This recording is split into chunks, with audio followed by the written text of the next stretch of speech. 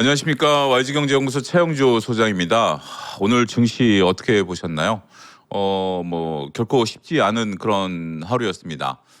그런데 계속 비관적으로 봐야 될 증시인가라는 생각들이 장 막판에 오늘 조금 삼성전자 같은 경우 21만 원까지 반등세를 좀 나타내고 있죠. 하이닉스 같은 경우는 여러 가지 이제 우리가 봐야 되는 부분들 생각을 좀 해야 되는 부분들이 있습니다만, 물론 이제 오늘은 이제 하이닉스 중심으로 말씀드리겠습니다. 하지만 이제 시장 얘기를 잠깐 하면 삼성전자가 오늘 20만 원이 깨졌죠. 상당히 조금 이제 저도 봤을 때 아침만 하더라도 분위기가 좀 나쁘지 않았습니다. 근데 이제 그럼에도 불구하고 전반적으로 조금 밀리면서, 특히 이제 SK하이닉스가 컨퍼런스 콜, 왜 컨퍼런스 콜을 9시에 하나요? 컨퍼런스 콜을 하긴 어찌됐든 했으니까 컨퍼런스 콜을 한 이후부터 실망을 했을 수도 있고 아닐 수도 있고, 이제 그 얘기는 이제 뒤에 가서 풀어드리긴 했습니다만, 저 실망할 이유는 없었습니다만, 일단은 지금 이제 전반적으로 신용에 대한 반대 매매 물량, 그다음에 오늘 같은 경우 단일 종목 레버리지 ETF 비중이 SKI 중심으로 굉장히 많이 쏟아졌다라는 것들이 또 이제 보도가 됐죠. 결국 우리가 펀드멘탈 훼손으로 증시가 빠졌느냐, 아니면 수급 훼손으로 증시가 빠졌느냐, 조정을 받았느냐라고 본다라면, 저는 수급에 의한 요소에 따라서 증시의 변동성이 오늘 나타났다라는 측면에 무게를 좀 두고 싶습니다. 그런 상태에서 수급이 조금 안정세를 찾으니까 결국 우리가 2시 넘어서 반등세를 시현한 거 아니겠습니까?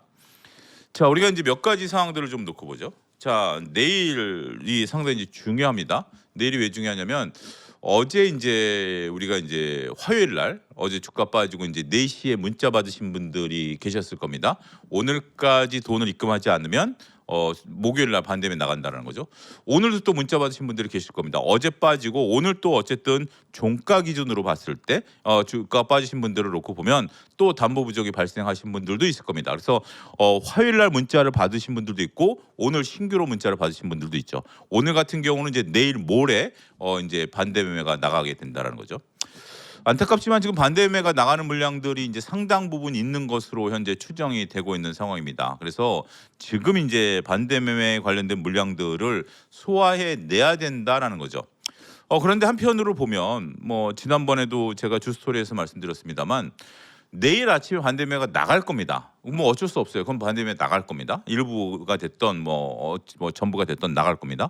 그런데 오늘 장 막판에 시간에서 좀 끌어올렸죠. 그런 것들을 놓고 보면 조금 마음이 이제 급해진 거 아닌가라는 좀 희망의 트리거를 좀 볼 수 있지 않을까요? 만약에 내일 다시 20만 원이 깨질 수도 있어요. 삼성전자 기준 놓고 보면. 근데 삼성전자만 기준으로 말씀드리는 겁니다. 삼성전자가 20만 원이 다시 깨고 내려갈 수도 있습니다. 그럴 거라면 만약에 지금 삼성전자가 20만 원 이하에서는, 조금 전에 이제 대표님도 말씀하셨다시피 PER이 5배가 안 되고 4.55배, 아까 잠깐 언급하면서 어쨌든 5배가 안 되는 수준이다라면, 지금은 이제 어떻게 보면 적극 분할 매수 구간이다라는 점 저는 좀 말씀드리고 싶습니다. 그렇다면 내일 반대에 보고 사는 게 나을까요? 오늘 사는 게 나을까요? 조금 좀 우리가 생각해 보면 차라리 반대 매매를 보고 사는 게 낫지 않을까라고 볼 수 있는데, 오늘 시간에서 땡겼잖아요. 그러니까 어떻게 보면 20만 원대에 이제 중반 20만 원대 이제 20만 9천 원 정도에 끝났는데, 그게 이제 21만 5천 원짜리 들어오기 전에 보니까 이제 그렇게 돼 있는 상황이죠. 그렇다면 이게 사람이라는 게 참 간사하다고 그럴까요? 20만 원이 깨지니까 이제 일부 SNS에서는 15만 원이 보이네, 17만 원이 보이네, 13만 원이 보이네 이런 얘기들을 했습니다만, 이제 다시 올라오면 야 20만 원 깨졌을 때 샀어야 되는 거 아니야? 라고 또 볼 수도 있는 거죠. 제가 너무 희망 섞인 얘기만 한다라고 볼멘 소리를 하실 수도 있긴 하겠습니다만, 제가 제 개인 유튜브에서도 얘기를 했습니다만, 지금 상황에서 삼성전자 하이닉스의 실적, 내일 삼성전자 실적이 나오는데 믿지 않는다라면 어떻게 우리가 투자를 좀 끌고 갈 수 있는가라는 부분들에 대한 고민들을 저는 계속하고 있습니다. 그런데 제 결론은 여전히 동일합니다. 주가는 생각보다 빠졌습니다. 제 생각보다도 훨씬 더 많이 빠졌고요. 그다음에 이제 제가 화요일 날 수요일 날 외국인들이 팔면 안 됩니다라고 했는데 여지없이 팔았어요. 제 생각대로 되는 건 아닙니다. 주식 시장이 제가 주식을 맞춘다라기보다는 생각대로 안 된다라는 거죠. 그런 상태에서 제가 플랜 B를 생각해 보면, 삼성전자 하이닉스에 대한 믿음을 버려야 되느냐? 그건 아니다라는 거죠. 삼성전자 하이닉스에 대한 믿음을 버려야 되는 상황이 연출이 된다라면 어쩔 수 없이 버려야 되지만, 현 수준에서 삼성전자 하이닉스에 대한 믿음을 버릴 만한 이유는 아직 특별히 찾지 못했다. 이렇게 말씀드리겠습니다. 일단 내일 삼성전자 실적이 나오지만 오늘 하이닉스 실적만 가지고도 한번 좀 살펴보죠. 자, 일단 지금 이제 준비된 표를 놓고 보면 하이닉스 2분기 실적 여러분들 잘 아실 겁니다. 매출이 79조 3천억 원, YOY 257% 증가했고요.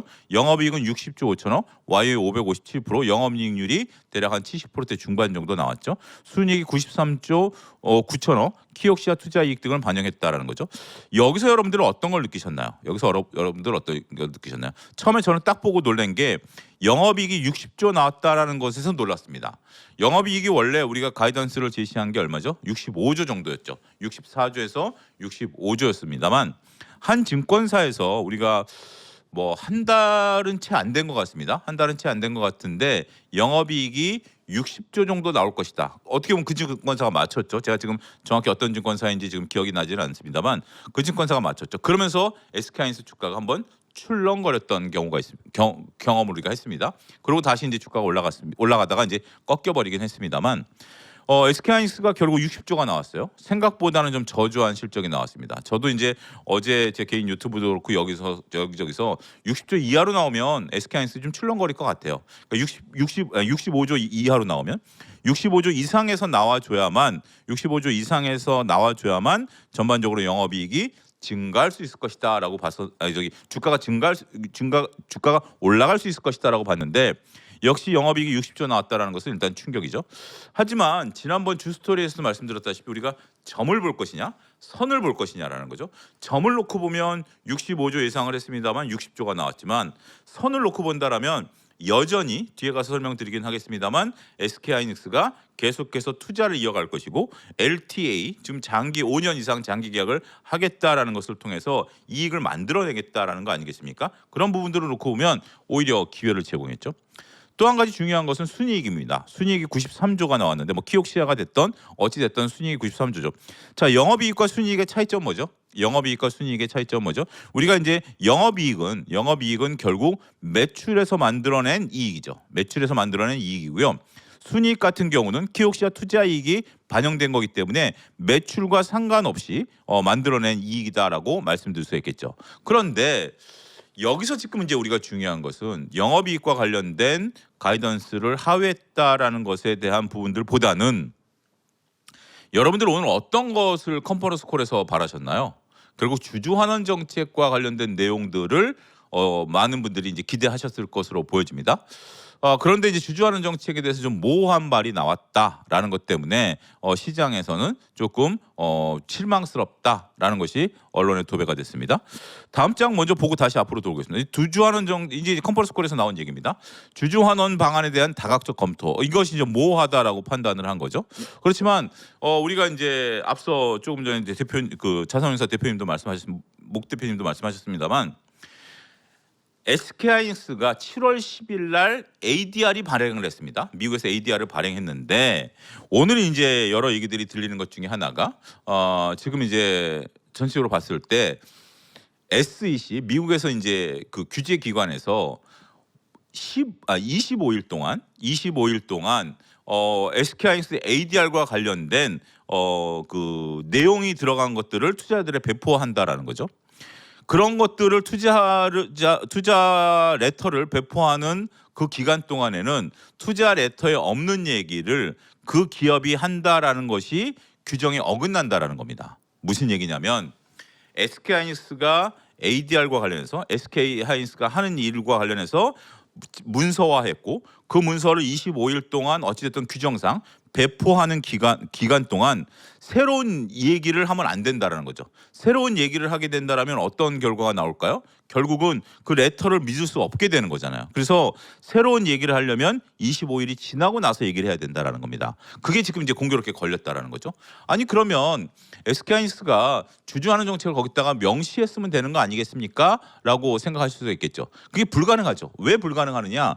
우리가 확정 실적이 나오기 전까지 그것을 어디에든지 기록하면 안 됩니다. 공시잖아요. 공시는 정확한 시점에 모든 투자자들에게 알려져야 되는데 ADR 그 문서에 그거를 기록할 수 없었죠. 그러니까 SK하이닉스가 대략적으로 뭐 60조 영업이익이 나오는 걸 미리 알았을 수도 있고 아니면 정확히 계산하다 보니까 나왔을 수도 있습니다만 거기에 담을 수 없었다라는 거죠. 그런 상태에서 결국은 우리가 이제 이익과 관련해서 이런 것 이제 주주하는 정책을 어떻게 하겠다라는 것을 구체적으로 밝힐 수 없었다라는 거죠. 그런 관점에서 놓고 보면 주주하는 정책의 방안에 대해서 다각도로 검토한다라는 정도의 워딩은 상당히 어느 정도 저는 받아들여야 되는 것이 아니겠습니까? 앞으로 우리가 최태원 회장이 이혼 소송 과정에서 9천억을 마련한다라든지 아니면 삼성전자가 노조와의 관계에서처럼 그 주주하는 정책을 펼치는 것을 SK하이닉스도 할 수 있잖아요. 나름대로 저는 보관이 있을 것이다라고 보여집니다. 하지만 지금은 공표할 수 없는 한계가 있었다라는 것 정도는 투자자들이 조금 여유 있게 받아들여야 되지 않을까 싶습니다. 자, 다시 전장으로 돌아가 보면 이 화면을 좀 보여주시면 순이익이 93조죠. 제가 뭔 얘기하려면 배당에 대한 얘기들이 나오면 순이익을 기준으로 배당을 하는 겁니다. 그러니까 영업이익은 우리가 이제 매출과 영업이익이 꽤 중요하다라고 얘기를 합니다만 배당과 관련해서는 영업이익과 상관없죠. EPS는 뭘로 계산하죠? 순이익으로 계산합니다. EPS는 순이익으로 계산하고요. 그다음에 우리가 배당 성향을 25%다라면 60조의 25%가 아니라 93조의 25%가 되는 거죠. 뭐 25%가 될지 30%가 될지 15%가 될지 모르긴 하겠습니다만 결국은 파이 자체가 93조면 키옥시아 때문에 93조가 나왔던 뭐 때문에 나왔든지 간에 파이 자체가 커질 수밖에 없다라는 거죠. 그러한 점들을 감안하면 지금 SK하이닉스가 60조 영업이익이 나온 것이 그 컨센서스 대비해서는 저조했다 하더라도 순이익이 93조가 나왔고 여기에 따른 구체적인 주주환원 정책이 조만간 발표된다라면 SK하이닉스를 우리가 나쁘게 볼 필요가 있었을까요? 이런 부분들에 대해서는 조금 우리가 너무 주가가 빠지니까 오늘 뭐 컨퍼런스 콜 나오면서 주가가 빠졌죠. 그 주가가 실망감의 매물이 시작되는 거일 수도 있고요. 아니면 그런 것들이 실망감 때문에 단일 종목 레버리지 ETF에 대한 매물 출회일 수도 있고요. 거기에 더해지면서 공매도라든지 아니면 우리가 이제 반대 방향으로 레버리지 ETF를 샀던 거다라든지 이런 것들이 맞물리면서 주가를 좀 끌어올렸었던 것들이 아니겠나. 근데 만약에 그 이유가 전부다라면 장 막판에 왜 땡겼을까요?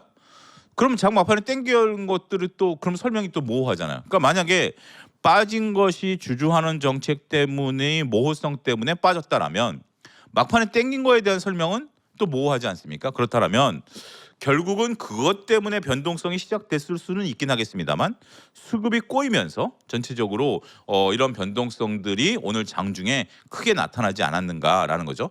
다행스러운 것은 반대로 나타나지 않았다라는 겁니다. 올라가다가 떨어졌다라는 게 최악이지만 오히려 올라가다가 떨어졌다 다시 반등세를 나타낸 거 아니겠습니까? 이러면 내일 희망의 트리거를 조금은 찾아볼 수 있지 않을까라고 말씀드리겠습니다. 자, 컨퍼런스 콜 내용들을 좀 우리가 하나하나 좀 살펴보면 중장기 투자로 공급 과잉은 제한적이다. 그러니까 투자를 통해서 우리가 이제 공급 과잉 얘기 이슈가들이 나오는 거 아니겠습니까? 하지만 이런 공급 과잉 이슈는 제한적일 수밖에 없다라는 것을 여전히 SK하이닉스는 얘기하고 있는 겁니다. 그러니까 일부 뭐 증권가에서는 투자가 좀 늘어나면 이것이 나중에 문제가 되는 거 아니야라고 볼 수 있겠죠. 그렇지만 이제 그런 부분들 앞서 홍선혜 아나운서도 말씀하셨던 것 같은데 너무 앞당겨서 걱정했던 것이 아니겠나. 그래서 너무 앞당겨서 걱정할 필요 없다라고 현재 지금 SK하이닉스는 스스로가 얘기하고 있는 게 아닌가 싶습니다. LTA죠. LTA 같은 경우는 이제 장기 공급 계약입니다. 기본 계약 기간은 5년이고요. 가격 변동성에 대응하겠다라는 겁니다. 최태원 회장이 거듭 얘기를 하고 있습니다. 일부 이제 우리가 그 전문가분들은 최태원 회장이 가격이 떨어질 것이다. 반도체 가격이 떨어질 것이다라고 하는 것이 주가의 하락의 원인이다라고 분석하시는 분들도 있어요. 그런데 어찌 됐든 가격은 떨어진다라는 거지만 최태원 회장이 어떤 얘기를 했죠? 가격이 떨어지지만 물량 확대를 통해서 우리가 그걸 극복하겠다라고 했죠.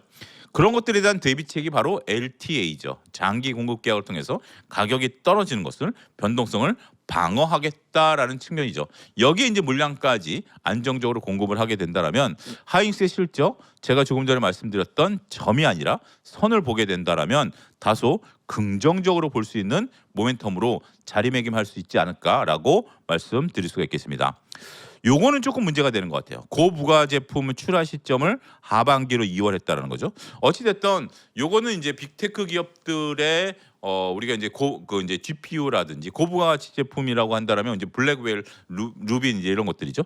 이런 것들이 이제 하반기로 2월 된 부분들이지만 결국은 이제 출시가 되는 거죠. 그런 것들을 놓고 보면 이것이 이제 결정타였느냐라고 본다라면 어찌됐든 내년으로 이월되지 않았다라는 거. 이거는 이제 우리가 3분기 실적에서도 다시 한번 확인해야 될 문제입니다. 자꾸 이제 고부가치 제품 출하가 자꾸 미뤄지게 되면 이거는 문제가 될 수 있어요. 하지만 지금 당장은 이런 얘기들이 나왔다라는 정도로만 해석하시면 될 것 같아요. HBM4 수율은 성숙했고 HBM3E 수준까지 올라왔다라는 거죠. HBM4 수율이 성숙했다라고 3E 수준까지 올랐다라는 것은 상당히 긍정적입니다. 우리가 이제 삼성전자가 본격적으로 시장에서 주가가 레벨업 했을 때가 뭐냐면 HBM4를 양산하기 시작했다라는 어떤 뉴스 이런 것들이 좀 더해지면서 가속도가 붙었다라고 저는 생각을 합니다. 그러니까 이제 HBM4 수율이 가속도가 이제 삼성전자 주가 가속도가 붙었던 게 HBM4 양산인데요. 양산을 한다라는 것은 수율이 어느 정도 나와줘야 된다라는 겁니다. 수율은 뭐죠? 우리가 물건을 만들어냈을 때의 완성도죠. 완성도인데 이게 어느 정도까지는 올라왔다라는 겁니다.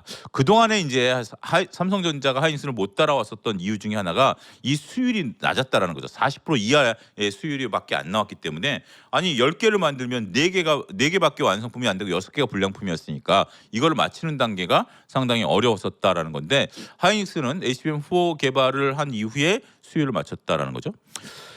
그리고 또 요것도 하나의 좀 저는 약간의 뭐 굳이 감액 요소 감점이다라면 이미 발표된 투자 이외에 추가 계획은 없다라는 거죠. 물론 이건 언제든지 변화가 생길 수도 있습니다. 그리고 중장기 투자와 관련된 부분들도 언제든지 변할 수는 있어요. 근데 이거는 현재까지 지금 이제 앞에서 나온 얘기들은 시장에서 듣고 싶어 했던 얘기들을 저는 했다라고 봐요. 그리고 또 혹시나 투자를 좀 더 하는 거 아니야? 혹시나 투자를 좀 더 하는 거 아니야? 라는 부분에 대해서는 좀 선을 그은 것 같아요. 그래서 일단은 지금까지는 상황을 좀 놓고 보자라는 거죠. 이미 발표된 투자라면 호남 클러스터라든지 이런 것들인데 이 추가 계획이 없다라는 것도 3분기에는 추가될 수도 있고 다음 달에 추가될 수도 있는 부분들이기 때문에 특별히 문제 삼을 것은 아니지만 어쨌든 계획은 없다라는 거죠. 니어 GPU 스토리지용 랜드 개발 중인데 이거는 뭐냐면 이제 GPU의 근처에 있는 붙어 있는 랜드죠. 그러면서 이런 것들을 개발한다는 것도 한편으로 보면 이것은 이제 랜드를 독점하고 있었던 독점이라기보다는 랜드에 있어서 나름대로 점유율이 높았던 삼성전자를 나름대로 좀 매출을 좀 분할하겠다라는 측면에 있어서는 SK하이닉스의 역량이 자금력도 많이 커졌다라는 거죠.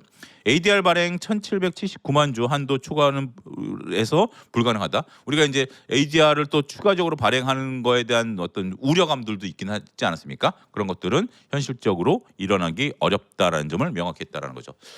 자, 여기서 어떤 얘기들이 더 나왔어야 될까요? 물론 이제 그런 것들이죠. 액면 분할과 관련된 얘기도 한번 조금 거론됐어야 되지 않을까. 저도 내심 기대를 했습니다.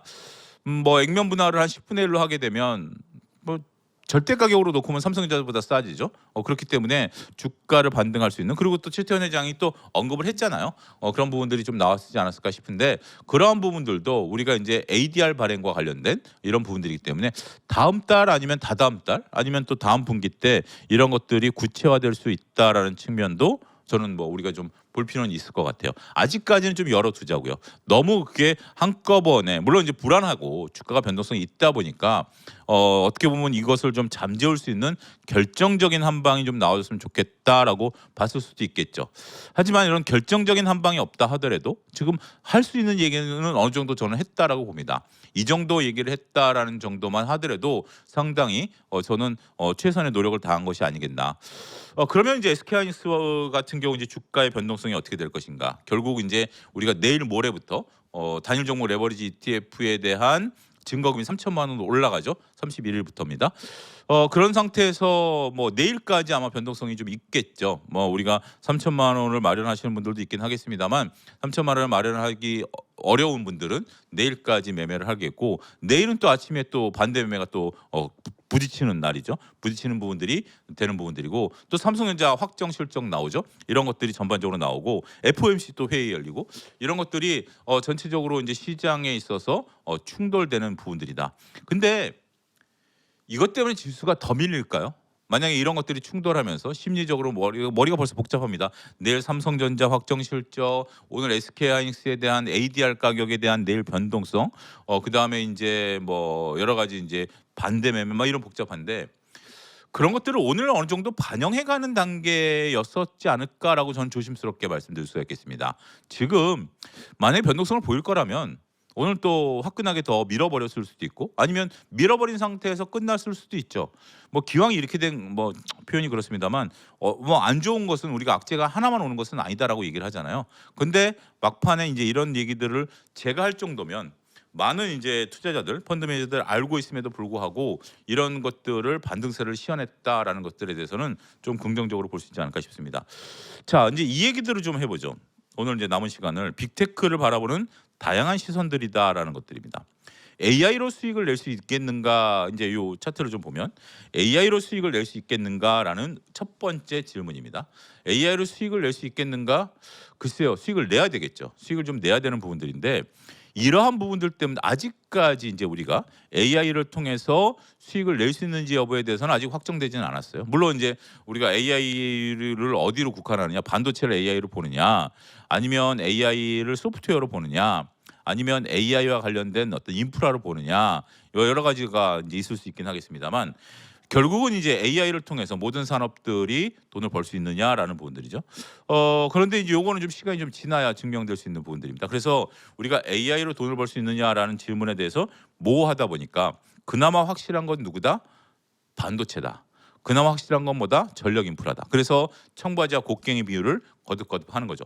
그래서 아직까지는 AI로 돈을 버느냐 여부에 대한 대답은 뭐 특별히 안 해도 된다고 봅니다. 어쨌든 돈이 될 거라고 보기 때문에 이렇게 막대하게 투자하고 있는 거 아니겠습니까? 저도 이제 챗GPT를 쓰고 있고, 뭐 제미나이 쓰시는 분들도 있고, 근데 챗GPT가 제가 이제 얼마 내나요? 29,000원 내나요? 뭐 39,000원 내나요? 뭐 자동 결제해서 저도 모르겠는데, 그럼에도 불구하고 아직 이익이 못 난다라는 것이 이제 문제가 되고 있긴 합니다만, 그래도 투자를 좀 한다라는 거죠. 그러니까 반도체는 아직 긍정적으로 본다라는 거죠. 자, 이거와 맞물리면서 이제 두 번째 질문에 대한 고민을 해봐야 되는 거죠. AI 공급을 위한 투자를 언제까지 해야 되느냐. 그러니까 이제 데이터 센터를 언제까지 지어야 되느냐라는 부분들이죠. 그런데 지금 이제 데이터 센터와 관련된 수요는 초과 수요가 충분히 있다라는 겁니다. 초과 수요가 충분히 있다라는 거기 때문에, 그리고 데이터 센터를 짓는 물리적인 시간이 굉장히 2, 3년 정도 걸린다라는 거죠. 그래서 지금부터 데이터 센터를 빠르게 지어도 2, 3년이 걸리기 때문에 아직까지 우리가 기술 개발 속도는 빠르잖아요. 그리고 먼저 선점한 기업들이 이것을 이 시장을 장악하려고 하고 표준화하려고 하기 때문에 후발주자들 입장에서는 일단 소위 말해서 뭐 물불 안 가리고 뛰어들어야 되는 상황이 된다는 거죠. 그렇기 때문에 병목 현상이 생기는 건 뭐죠? 전력 인프라가 병목 현상이 생기는 거고, 여기에 이제 트럼프 대통령이 데이터 센터를 짓는 기업들이 스스로 전력 인프라를 해결해라라고까지 얘기가 나온 거죠. 이래서 언젠가는, 이것도 이제 제가 오늘 뭐 방송에서 얘기했더니 좀 사회자가 좀 화들짝 놀랐는데, 언젠가는 공급광이 되겠죠. 이렇게 막 투자를 하다 보고 정신없이 뛰어들다 보면 나중에 규모가 커지다 보니까 공급광이 되긴 하겠습니다만, 지금 우리가 그걸 우려해야 될까요? 걱정해야 될까요? 라는 것은 2028년 정도까지는 너무 우리가 걱정을 과도하게 하는 것이 아니겠나라는 측면으로 저는 접근을 해도 용이하지 않을까라는 거죠.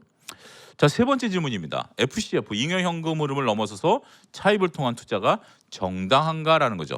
지금 이제 투자자들은 어디에 손을 들고 있죠? 뭐 이거 별로 정당하지 않다. 결국은 기업들이 돈이 남아 돌아서 투자를 하는 거지, 기업들이 돈이 없는 상태에서 차입을 통해서 투자를 한다라는 것은 정당하지 않을 것이다라고 얘기를 하는 거죠.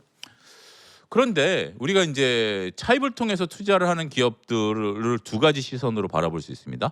차입을 통해서 투자하는 기업들이 결국 어디에 매출을 일으켜주죠? 삼성전자 하이닉스죠. 제가 삼성전자 하이닉스라면 물건을 사가는 측이 마이너스 통장에서 돈을 꺼내가든지 아니면 저축해서 돈을 꺼내가는지 그걸 알 필요가 있을까요? 그건 중요한 게 아니죠. 어찌됐든 나는 돈을 받고 파는 거죠. 물론 여유 자금을 갖고 물건을 사가는 사람에 비해서 마이너스 통장에서 물건을 사가는 사람은 언젠가는 물건을 못 사갈 수 있는 우려도 있죠. 그렇지만 그러한 우려들을 모두 이렇게 조각조각 내서 바라본다라면 너무 과도하게 우리가 걱정을 하고 있는 것이 아니겠나라고 보는 거죠. 다음 두 번째는 잉여 현금 흐름이 소진돼서 차입을 통해서 투자를 하는 기업 입장에서 보면 우리가 걱정하는 것처럼 그들이 돈을 못 벌 수도 있어요. 그렇지만 돈을 못 번다라고 한 상태에서 투자를 계속할 수 있을까요? 이건 좀 다른 개념이죠. 결국 우리가 돈을 벌 것이다라는 나름대로의 확신, 나름대로의 생각 이런 것들이 있다라는 거죠. 결국 그 기업들은 이런 것들을 파악하는 과정에 있어서 상당히 신중하고 오랫동안 판단하고 여러 가지 자금 계획, 매출 계획 이런 것들을 하는 거죠. 단순하게 무슨 눈치 게임처럼 옆에서 투자하니까 나도 투자한다, 나도 투자한다 이런 것은 절대 저는 아니다라고 생각합니다. 그렇게 진행되는 것도 아니고요. 그런 상태이기 때문에 차입을 통한 투자가 정당한가라는 지금의 저는 대답 2027년까지의 대답은 예스입니다. 일단 해봐야죠. 일단 해보고 보이잖아요. 지금 이제 AI에 대한 어떤 초과 수요가 보이는 거기 때문에 그러한 부분들을 감안하면 충분히 저는 이 부분을 너무 크게 우려한 것은 크게 우려할 바는 아니다라고 말씀드릴 수 있겠습니다. 또 이제 네 번째로 보면 반도체의 높은 마진은 언제까지 유지가 가능할까라는 부분들입니다. 이 부분에 대해서도 지금 이제 시장이 우려하고 있는 바죠. 근데 이제 높은 마진은 언젠간 떨어지겠죠. 이번에도 70%가 넘는 하이닉스의 영업이익률을 보면 정말 속된 말로 사악하다라고 볼 수밖에 없겠죠. 물건 100을 팔아서 75 이상 이익을 남겼다라는 것은 어떻게 보면 사악할 수밖에 없는 겁니다. 그렇게 높은 반도체 가격을 지금 우리가 어떻게 지불하고 있는 거죠? 가전제품 비싸지고 노트북 비싸지고 휴대폰 비싸진 거 아니겠습니까? 어떻게 보면 좀 사악한 거죠. 그런데 이제 이런 부분들이 지금은 이제 언젠간 떨어질 것이다. 최태원 회장도 얘기를 했고 그렇지만 결국은 이제 이런 것들이 가격이 떨어짐으로써 물량을 더 키워갈 수 있고 그다음에 자금 사정이 좋지 않거나 투자를 조금 고민하고 있는 기업들도 투자를 늘려갈 수 있다라는 측면에 있어서는 이 부분은 우리가 받아들여야 될 것 같아요. 그런데 영업 이익률이 이제 꺾이면 결국은 이제 우리가 반도체 기업들을 좀 조심스럽게 봐야 되느냐 시각도 있습니다만 영업이익률이 일단은 50% 이상 유지가 되고 전체적으로 매출과 영업이익이 늘어난다라면 저는 그렇게 우려할 바 아니야. 근데 만약에 지수가 9,000선 정도로 그러니까 이제 가격 제가 이제 정확한 가격보다는 지수 단으로 말씀드리겠습니다. 지수가 이제 9,000단이다라면 이것이 우려되는 바는 있겠죠. 어느 정도 우리가 목표를 하고 있는 10,000이나 12,000을 바라보고 근접에 있기 때문에 여기서 영업이익률이 꺾인다라는 것은 조심스러울 수가 있겠죠. 근데 지수가 지금 6,000이잖아요.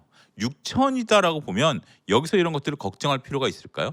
더군다나 지금 이제 절대 레벨 단위 PER이 상당히 낮은 수준이고 더군다나 지금 이제 주가를 반영하는 PER을 놓고 보면 내년에 기업의 이익이 완전히 박살난다라는 것 정도의 수준이잖아요. 그렇다면 지금 마진이 유지되는지 여부를 걱정해야 되는 단계냐 이러한 질문이 정당한가라는 부분에 대해서는 저는 좀 조심스럽다라고 말씀드릴 수 있겠습니다. 순환 출자 투자도 정당한가라는 거죠. 우리가 이제 엔비디아 중심으로 이제 오픈 AI한테 돈을 줘서 하는 것도 있고 또 지금 이제 우리가 코인 업체의 데이터 센터를 사서 우리가 이제 또 이것을 임대를 해주겠다. 그러니까 장기 임대를 해서 이걸 또 이제 제공을 하겠다라는 것들이죠. 이것이 결국은 나중에 부메랑으로 다가올 수 있다라는 시각도 충분히 이해는 합니다. 그런데 한편으로 놓고 보면 오히려 더 엔비디아의 왕국을 건설하는 엔비디아의 어떤 그 카테고리를 키워가는 하나의 어떤 비전일 수도 있지 않겠습니까? 엔비디아가 지금 GPU를 파는 데 있어서 특별히 내가 순환 출자를 통해서 물건을 팔아야 될 정도로 물건이 안 팔리나요? 지금 순환 출자를 통해서 내가 해야 될 정도로 이 산업을 끌어올려야 될까요? 이렇게 생각을 해보면 물론 그렇게 생각할 수도 있죠. 근데 제가 생각하는 것은 엔비디아가 물건을 지금 이제 우리도 1차 깐부 회동 때 25만 장의 GPU를 갖고 오면서 환호성을 지르지 않았습니까? 그 전에는 이제 GPU를 못 가져와서 뭐 대학에서도 GPU가 모자르다라는 건데 그럴 정도의 수준인데 이렇게 순환 출자를 통해서 투자한다라는 것이 과연 문제가 될 수 있을 것이냐라는 부분에 대해서는 저는 조금 그렇게 모르겠습니다. 제가 좀 너무 이렇게 긍정적으로만 해석하는 것인지 모르겠습니다만 이것이 과연 문제가 될 것인가라는 부분에 대해서는 저는 좀 조심스럽다라는 거죠. 그리고 이제 반도체 기업의 이제 설비 투자, 캐펙스 투자와 관련된 부분들을 바라보는 이제 시선들도 있죠. 반도체 기업들이 캐펙스 투자를 한다라는 것은 저는 굉장히 긍정적으로 보는 거죠. 이건 부정적인 시각은 아닙니다. 반도체 기업들이 마이크론, 삼성전자, 하이닉스 이들이 계속해서 투자를 이어간다라는 측면에 있어서는 왜 투자를 이어가는 건가요? 결국은 기업들이 물건을 제가 이제 거듭 말씀드리지만 물건을 팔 수 있다라는 어떤 당위성이 있기 때문에 투자를 하는 거 아니겠습니까? 조 단위가 넘는 금액을 투자를 하는 겁니다. 그런 상태에서 이들이 나중에 과잉 공급을 만나게 될 가능성도 배제할 수는 없는 거죠. 시장 그걸 우려하는 거죠. 하지만 그들 입장에서 보면 경쟁사들의 투자라는 것들도 다 어느 정도 서치를 하고 있는 상태일 거고 그런 것들을 다 감안했을 때 결국 최태원 회장도 이런 얘기했잖아요. 중장기 투자로 공급 과잉은 제한적일 수밖에 없다라고 최태원 회장도 SK하이닉스가 얘기한 거 아니겠습니까? 그런 부분들을 놓고 보면 반도체 기업의 설비 투자를 우리가 긍정적으로 바라보는 것이 타당하지 않을까 싶습니다. 부정적으로 볼 수 있는 요소들이 있을까? 라는 부분들이죠. 이런 것들은 너무 우리가 지금 또 우려되는 바가 아니겠나라는 거죠. 또 이제 우리가 여기서 중요한 것은 이제 장기 공급 계약과 관련된 얘기들입니다. 앞서 LTA도 얘기를 했습니다만 장기 공급 계약을 갖는다라는 것은 상당히 이제 의미가 있는 부분들이다라고 말씀드릴 수 있겠죠. 파는 측 입장에서도 안정적인 자금을 조달할 수 있다라는 거고 사는 측 입장에서도 안정적인 물량을 확보할 수 있다라는 측면에 있어서는 상당히 저는 의미가 있는 거죠. 그래서 저는 여러 가지 논란들을 가장 잠재울 수 있는 것이 이 두 가지다라고 말씀드릴 수 있겠습니다. 이 두 가지 반도체 기업의 설비 투자가 지속된다라는 거, 그 다음에 장기 공급을 한다라는 것이 판매자와 소비자 모두에게 있어서 현재 구간에 있어서 우리가 반도체를 불안하게 볼 필요는 없는 요소가 된다라는 점을 거듭 말씀드릴 수 있겠습니다. 그러면 변동성은 왜 생긴 걸까요? 이렇게 이제 제가 오랫동안 지금 얘기를 했는데 변동성은 왜 생긴 걸까요? 결국은 이제 우리가 여러분들 잘 아시는 것처럼 심리와 수급이죠. 심리와 수급, 이제 수급과 심리가 이제 맞부딪히면서 변동성이 이제 시작됐다라고 말씀드릴 수 있겠죠. 지금 이제 그러면 이 부분을 제가 이제 언제까지 지속될 것이냐라는 부분들을 보면. 이번 주가 피날레일 가능성이 상당히 저는 높은 거죠. 단기적으로 보면 오늘이 피날레였기를 바랍니다. 내심 바랍니다. 우리가 이제 삼성전자가 20만 원을 하회했던 수준 정도라는 것이 어떻게 보면 의미가 있었던 수준이었지 않겠는가라고 보는 거죠. 물론 또 외국인들이 또 하방에 파생과 관련해서 아니면 공매도와 관련해서 이들을 또 밀어버릴 수도 있죠. 그리고 이제 지금 한쪽에서 보면 미국의 이제 빅테크 기업들의 어떤 변동성 이런 것들의 어떤 흐름들 이런 것들 때문에 조심스럽게 보일 수도 있긴 하겠죠. 하지만 저는 변동성이라는 것은 어떻게 보면 시간이 지나면 이 변동성이 지쳐요. 변동성이라는 것이 계속될 것 같습니다만 우리가 이제 사이드카가 발생되고 서킷이 발생될 것 같습니다. 계속해서 나오는 것 같습니다만 이게 지금 굉장히 잦아지고 있잖아요. 낮아지고 있다라는 것은 어느 정도 자금이 이제 소진되기 시작했다라는 것에 하나의 반대 역설일 수도 있고요. 어느 정도 투자자들도 이제 지치는 겁니다. 올라가면 따라 산다라든지 떨어지면 따라 판다라는 것인지 이런 것들이 이제 조심스럽다라는 거죠. 자, 불을 끌 수 있는 방법은 두 가지입니다. 첫 번째는 우리가 물을 뿌리는 거죠. 물을 뿌리는 것 중에 하나가 지금 단일 종목 레버리지 ETF에 대해서 증가금을 높이겠다라는 거죠. 정부가 여러 가지 대책을 내올 거고 그다음에 오늘 또 6시부터 지금 이제 관계장관 대책회의가 또 열린다라고 해요. 저도 이제 들어오기 전에 들었는데 그거 여러분들 한번 체크해 보시고요. 그런 것들이 이제 물을 뿌리는 거죠. 두 번째는 자연적으로 불이 꺼지는 겁니다. 물건을 다 태우고. 그래서 단일 종목 레버리지 ETF에서 조 단위로 좀 손실이 발생했고 그다음에 투자자들의 손실이 발생함으로써 그런 것들이 자연스럽게 녹아 내려간다라는 것도 하나의 조심스러운 상황이지 않을까 그렇게 좀 말씀드릴 수가 있겠습니다. 어찌 됐던 변동성이 좀 줄어들 가능성이 저는 좀 있지 않을까. 그리고 지수라는 것이 반등세를 나타내고 외국인들이 전체적으로 시장에서 수급이 유입되는 단계가 시작된다라면 이제는 파는 분들은 별로 없죠. 지금은 이제 우리가 심리적으로 좀 힘들죠. 심리적으로 흔들리기 때문에 전체적으로 봤을 때 조금 조정 그러니까 좀 밀리면 매도하고 반대면 나가는 것들이죠. 그런데 한편으로 놓고 보면 이제 반대면 나갈 거 나가고 고점에서 40%가 빠졌으니까 반대면 나갈 거 나가고 그다음에 이제 실질적으로 심리적으로 안정세를 찾게 되면 변동성이 크게 나올 수 있을까요? 그 부분은 조금 저는 조심스럽다라고 봐요. 그래서 지금은 우리가 막바지로 가는 피날레가 아니겠나라는 점을 말씀드리도록 하겠습니다. 자, 그러면 내일 삼성전자 확정 실적에서 무엇을 봐야 될까요? 내일 삼성전자 확정 실적에서는 저는 이제 제가 조금 조심스럽게 예측을 하면 결국 89.5조 원에 대한 잠정 실적이죠. 이것에 이제 만약에 확정 실적에서는 이제 변동성이 좀 생길 수 있습니다. 그보다 좀 더 잘 나오면 문제될 건 없습니다만 서로 만약에 그거보다 조금 못 나온다라면 어느 부분에서 못 나왔는지 지금 이제 우리가 반도체 사업부에서는 전체적으로 봤을 때 100조가 넘는 이익이 나올 것으로 봤죠. 여기서 이제 파운드리 쪽에서 한 1조 정도 적자, 그 다음에 노조와 관련된 대손증당금은 한 10조 정도. 그래서 이제 우리가 89.5조 원이다라고 한 증권사에서 분석한 것을 본 기억이 납니다. 이런 것들을 얼마큼 충족시킬 수 있는지 여부고요. 두 번째로 우리가 볼 수 있는 것은 이제 삼성전자가 주주환원 정책이죠. 결국은 이제 노조, 기업, 주주 이렇게 3단계 이제 노조가 이제 들어왔으니까 이들과의 어떤 관계 균형성 이런 것들을 어떻게 만들어낼 수 있을지 여부. 오늘 이제 우리가 SK하이닉스 주주환원 정책 액면 분할에 기대했습니다만 안 나오긴 했습니다만 삼성전자도 주주환원 정책과 관련된 부분들이 어떻게 나올 것인가 이런 부분들을 한번 면밀히 지켜봐 줘야 되지 않을까 싶습니다. 글쎄요, 뭐 일단은 지금 이제 내일 또 반대면 나가고 FOMC 근데는 또 어떻게 될까요? 오늘 또 두 가지 또 뉴스가 하나 있었어요. 엔비디아의 부도 수합이 올라갔다라는 것이 또 시장의 불안 요소였었고, 그 다음에 오늘 또 나온 새벽에 뉴욕 증시를 놓고 보면 금리 인하 가능성도 또 한번 거론됐어요. 그런 것들인데 그거는 시장에서 오늘 주목받지 못했습니다. 시장에서 주목받지 못했던 이슈이고요.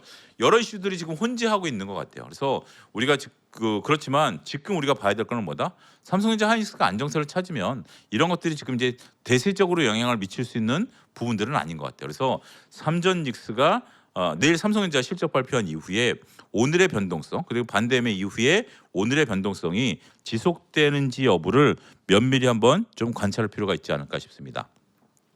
8월 달은 어떻게 진행될까요? 8월 달 같은 경우는 우리가 이제 삼전닉스 실적 발표되고 나면 중요한 이벤트들이 끝나잖아요. 그리고 우리가 이제 빅테크 기업들의 실적도 8월 초면 끝납니다. 원래 7말 8초가 휴가철이잖아요. 그런 상태에서 글쎄요, 뭐 지금 구간에서 뭐 잡아는 휴가는 가야 되겠습니다만 속편히 휴가 갈 수 있는 분이 몇 분이나 계시겠습니다만은 아무래도 8월 달에는 조금 뭐 글로벌 펀드 매니저들도 조금 휴가 기간도 좀 있는 거고 이 휴유증이 조금 다져지는 기간이다라고 봐요. 그래서 V자 반등이 나타나기보다는 시장에서 조금 눈치를 보는 그러한 장세가 조금 연출이 되지 않을까. 너무 조급하게 생각하지 마시고요. 지금은 시야를 좀 넓게 보시기를 권고해 드리겠습니다. 저는 현 구간에서 정리해서 말씀드리면 삼전닉스에 대해서는 여전히 적극적인 분할 매수 관점의 접근 유효하다라고 말씀드릴 수 있겠습니다. 그렇게 보고 있습니다. 왜냐하면 저는 결국 주가는 실적을 반영할 수 없다라고 믿고 있기 때문이죠. 그렇지 않다라면 제 분석의 틀을 다 바꿔야 되기 때문에 아직까지 그렇게 분석의 틀을 바꿀 만한 요소는 찾지 못했다라는 거죠. 오늘 뭐 미래에셋증권에서 목표가를 낮췄습니다만 저도 이제 기사를 통해서 봤습니다만 앞으로는 좋아진다라는 거잖아요. 근데 단지 이제 주가 빠지니까 그걸 낮췄다라는 건데 거기에 저는 개인적으로는 보면서 동의하지 않습니다. 어찌 됐든 그런 부분들이고 그렇다고 해서 여기서 V자 반등이 나타나느냐? 그건 아니죠. 왜냐하면 매물대라는 것이 형성이 됐기 때문에 매물대를 잡아먹고 올라가야 된다라는 점에 있어서는 조금 느긋하게 접근할 필요가 있다. 그러니까 지금 현 구간에서 삼전닉스는 적극적인 분할 매수로 조금 공격적으로 사고 그 다음에 주가를 내가 원하는 수준까지 가져가는 것은 좀 느긋하게 보자. 이렇게 두 가지로 구분해서 말씀드리도록 하겠습니다. 자, 오늘 밤 뭐 뉴욕 증시가 어떻게 움직이는지 상당히 저도 오늘 잠 못 잘 것 같은데 아무래도 이럴 때는 좀 지켜봐야죠. 뭐 투자자들의 숙명이다라고밖에 말씀 못 드릴 것 같습니다. 하지만 내일 삼성전자 실적이 나오면서 조금 반등의 트리거가 나오기를 기대해 보면서 자, 오늘 방송 마치고 다음 주 수요일 날 주스토리로 이번 주 금요일 날이네요. 금요일 날 주니니 코너에서 아무래도 이제 삼성전자 하이닉스와 관련된 부분들 또 한번 풀어드릴 수 있도록 해보겠습니다. 자, 오늘 방송 마치겠습니다. 감사합니다.